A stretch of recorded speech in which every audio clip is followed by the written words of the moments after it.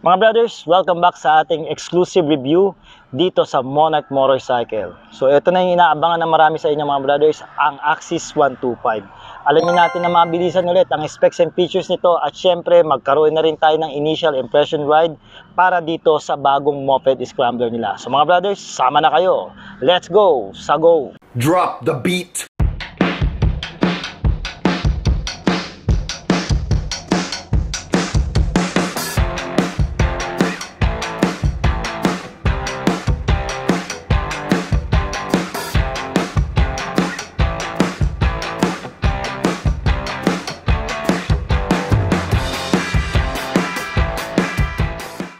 Ang motorsiklong ito ay may kakayahang madala ka sa kahit anong kondisyon ng daanan mga brothers dahil sa kategorya niyang dual sports motorcycle.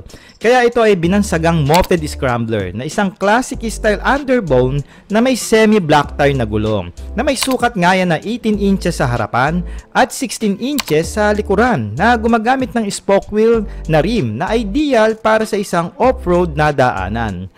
Bakal halos lahat ang parte ng Axis 125 na hindi typical para sa isang underbone bike. Pero wag ka mga brothers, sa forma pa lang nito makikita mo na agad na isa itong pang heavy duty na motor o kung tawagin natin pang harabas na motorsiklo. Kaya naman ito ay suportado ng mahabang telescopic fork sa harapan at debasong dual shock sa likuran para kayanin ang anumang klaseng daan at lubak na tatahakin ng motorsiklo. Meron naman itong basic at easy to maintain na braking system na single disc brake at mechanical drum brake na walang halong ABS or CBS features. Kahit classic style itong Axis 125 ng Monarch, aba meron naman itong modern features like LED lights sa kanyang headlight na projector style pa. With the daytime running lights na rin yan. Tsaka tignan nyo naman mga brothers yung protective cowling na bakal dito sa headlight. Ang astig diba? Tapos LED lights na rin ang turn signal lights niyan sa harapan. At dito naman sa likuran mga brothers, makikita na rin natin ang straight through LED taillights nito na mismong nandun na rin ang LED turn lights ng motor. At look at the grab bar mga brothers, may rubber holder pa para much more rugged look tignan ang motor.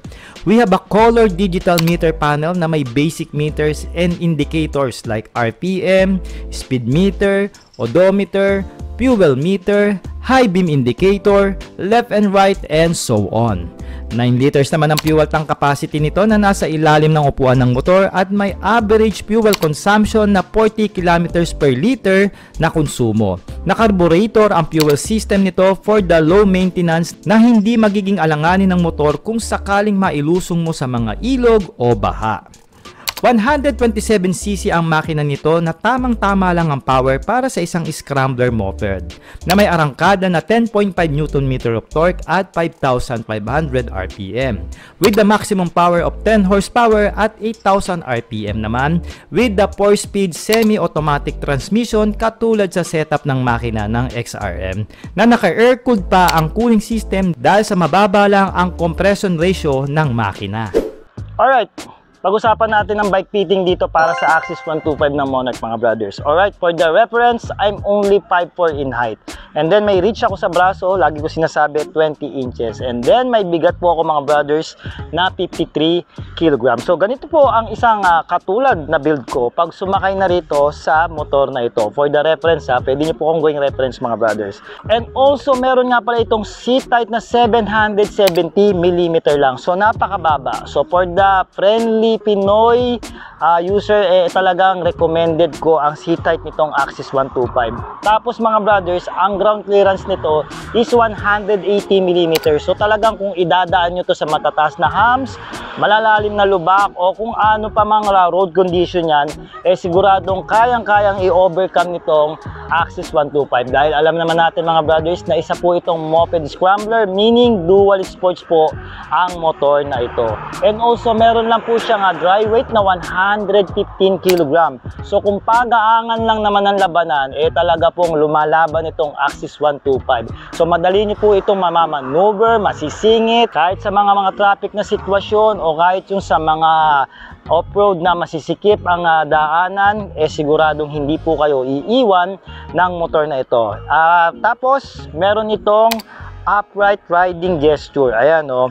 Yung manibela niya, hindi naman siya ganun ka-wide, hindi naman siya ganun ka-bulky. Tama lang po, hindi siya yung sobrang lapad, no? And for the chain radius, okay siya, malaki.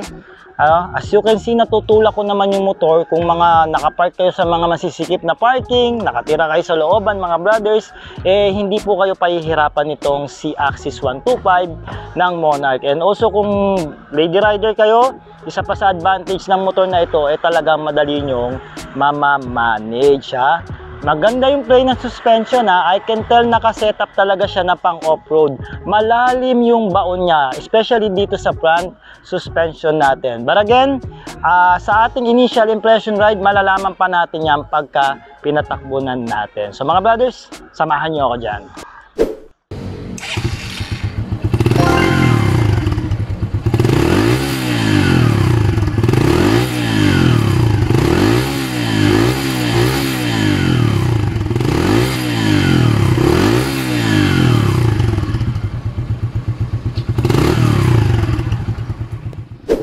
Alright, eto na, Axis 125 baby.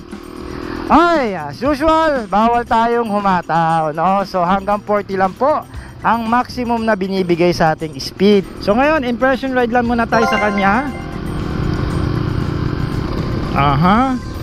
Well, una sa lahat, ang gusto ko sa kanya yung sitting o yung riding comfort na binibigay nitong Axis 125. Malambot yung upuan. Ito yung mga gusto ko sa mga triangular shape na upuan. Parang may foaming siya, parang may spring siya sa loob, nagba-bounce din siya, tumutulong siya dun sa absorption ng shock, no? Tapos ang ating pills upholstery is makapit po, no? Kaya naman talagang napaka-komportableng upuan o sakyan itong motorsiklong ito, no? So ang isa pa, ang gusto ko sa kanya yung manibela. Although kahit mababa, wala namang problema sa akin. Upright pa rin naman ako. Goods na goods, no? Kita nyo naman, no? Pero para sa akin, personally, lalagyan ko pa ito ng riser, dadagdagan ko. May pang ano yun, pantas ng riser. Tataas to konti hanggang dito, no? Pero sa mga mahabang reach, goods na to. Pero para kasi sa akin, mas nandito siya. No, nagigets nyo ba yung gusto ko mangyari? Yun na naman. Personally lang naman sa akin kung magkakaroon ako nitong Axis 125, no? Kaya Monarch, baka naman. Alright. Okay, riding ergonomics niya maganda, which is ito naman yung dapat na makita natin sa isang moped scrambler na motor katulad nitong Axis 125. And yeah, pipils ko kagad sa kanya. Hindi na obvious, lightweighted itong motor na to pag nanakbo na. At ang kagandahan sa mga ganito kasing classic motor, kahit mabagal, ang gaang. Mararamdaman mo talaga yung motor na napakagaang, no? Parang effortless, no? Ayan, no, slow speed pa lang tayo, nasa 30 pa lang ako to 35. Hindi pa ako nag-maximum speed ng 40. Pero mamaya 40 natin. Ayan, no. Alright. Oo. Ang dali ng ano niya, di ba?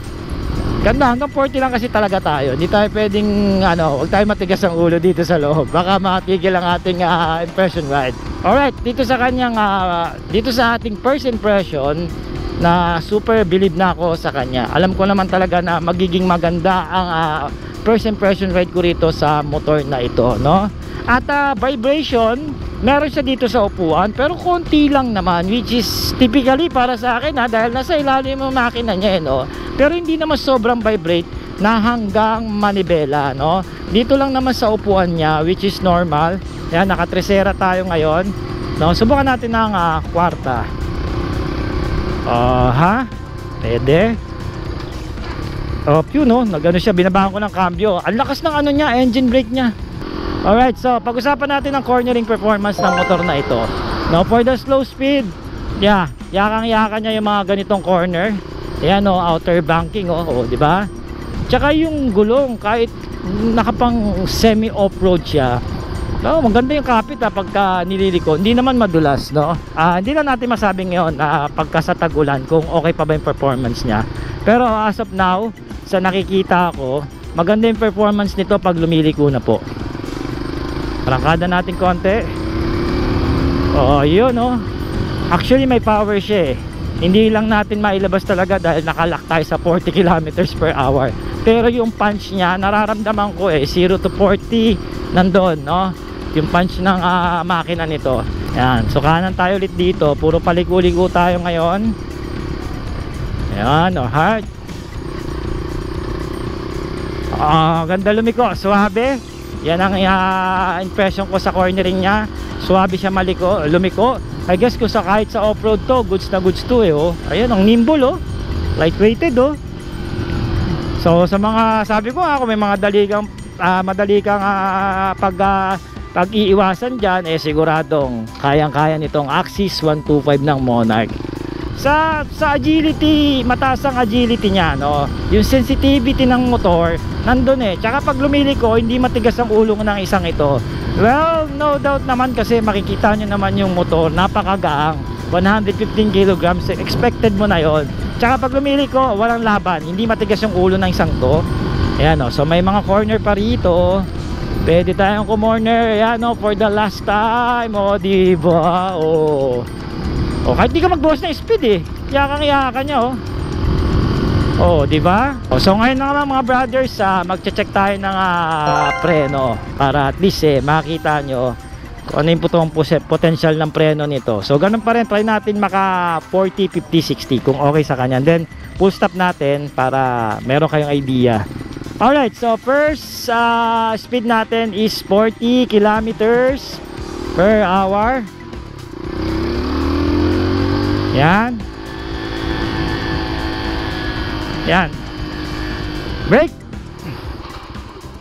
Stop. Alright, ganda. Pwede. 40 kilometers per hour yun, ha. So dito naman tayo. Subukan natin mag 50.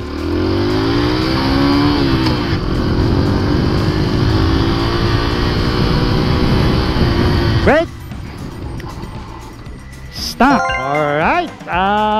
Mamaya pag-usapan natin yung preno. So subukan ulit natin na maka 60 rito. Tingnan natin siya sa 60. Tingnan natin kung kaya sa 60. Alright. Medyo nabibitin tayo sa kalye eh.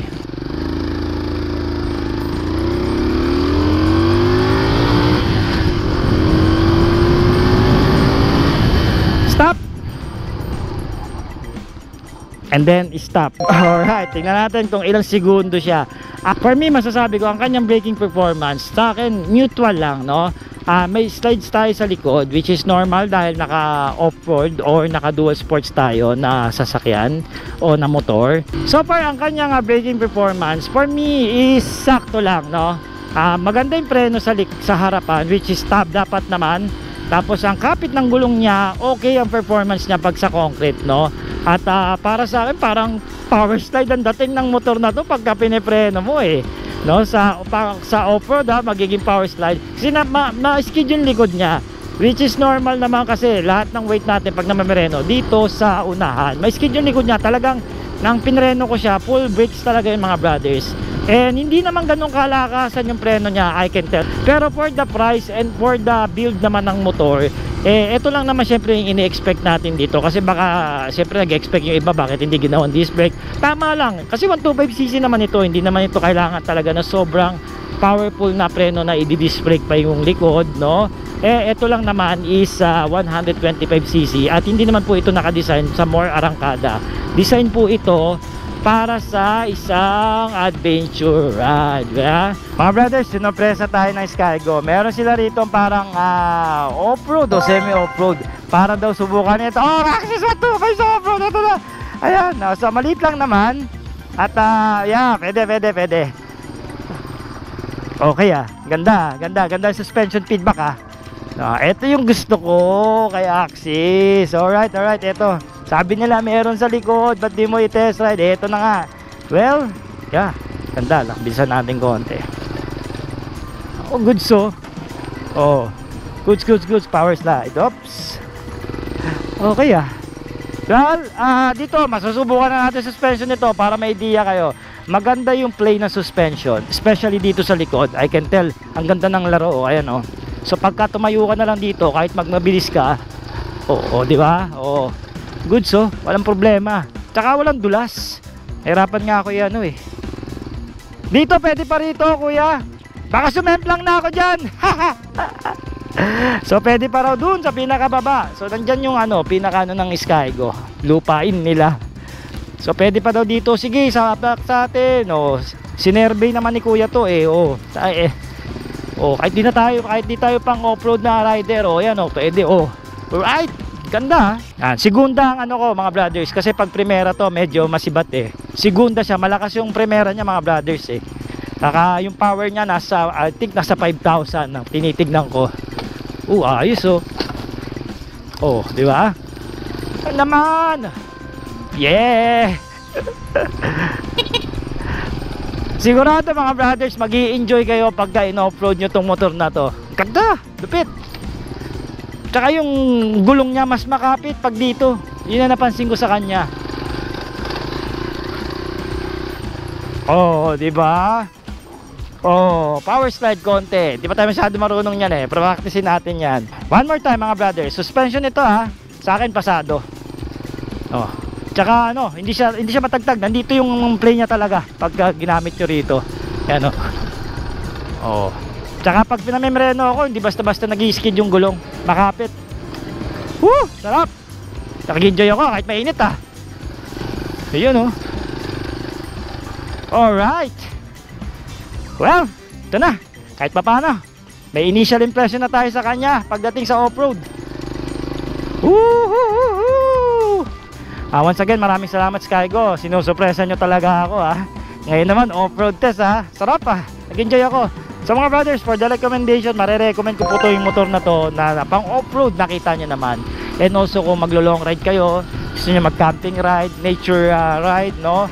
Yung tipong gusto nyo muna malayo sa mga mundong puno ng stress, etong sagot sa motor na yon. Bakit ko nasabi yon? Kasi moped scrambler po ito, no? Talaga na mga maaasahan nyo to sa mga on-road and off-road, no? Yung katulad po yung ginawa ko. Para po kasi itong motor na to semi-trail, no? Nag-enjoy ako sa kanya. Hindi ako masyadong fan ng off-road, pero pag ito ay something na parang okay pala to. Parang lumalakas ulit yung loob ko. Goods kuya, thank you kuya to. So once again, maraming salamat sa ating nag-assist si kuya to. So mga brothers ha, nagkaroon na kayo ng idea. At first time yun, on the spot yun, hindi ko yun alam mga brothers. Okay, usapang presyo dito mga brothers, meron nga pala itong cash price na 77,000 pesos. Ngayon naman, kung gusto nyo itong kunin ng hulugan o gusto nyo itong kunin ng terms, magda-down payment kayo ng 3,000 pesos and also magma-monthly kayo for 3 years ng 3,817. Siyempre, yung rebate nila is 200 pesos pa rin po. So mga brothers, kung interested kayo sa motor na ito, maaari nyo pong kontakin kami dahil ang short moto po ay IBP ng Monarch and also ng Skygo. Meaning po, ahente po kami ng brand nila. And syempre mga brothers, mag-comment naman kayo ng yes kung nagustuhan nyo po ang bagong moped scrambler bike ng Monarch. Ito nga yung Axis 125. At syempre, huwag nyo rin kakalimutan i-like ang ating episode dyan sa YouTube and also sa Facebook. Syempre, mag-comment na rin kayo ng mga opinion nyo para mapag-usapan natin yan. So mga brothers, marami pa tayong bikes na re-reviewin dito sa Monarch, kaya abang-abang lang kayo at see you soon for the next episode. Ride safe and cheers mga brothers!